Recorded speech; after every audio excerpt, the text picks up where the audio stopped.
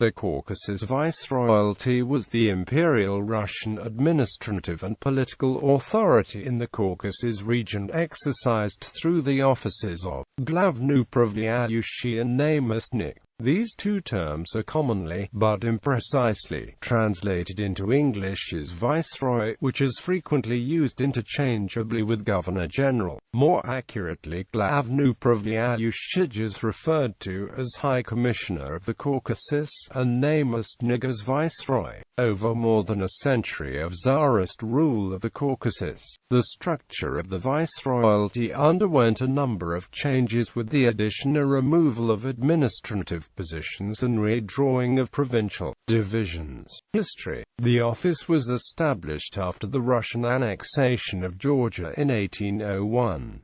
General Karl von Noring was first to assume this position, being officially titled as the Commander-in-Chief in Georgia and Governor-General of Tiflis. The Viceroyalty later expanded to encompass the territories acquired by Russia in a series of wars with the Ottoman Empire, Persia, and the local Caucasian peoples. The scope of its jurisdiction thus eventually came to include what is now Armenia, Dagestan, and Azerbaijan as well, apart from Georgia. Through Persia's forced ceding of its Caucasian territories to Russia as a result of the outcomes Russo-Persian Wars of the first half of the 19th century. Headquartered at Tiflis, the viceroys acted as de facto ambassadors to neighboring countries, commanders-in-chief of the armed forces, and the supreme civil authority, mostly responsible only to the Tsar. From February 3, 1845, to January 23, 1882, the viceregal authority was supervised by the Caucasus Committee, which consisted of representatives of the State Council and the Ministries of Finances, State Domains, Justice,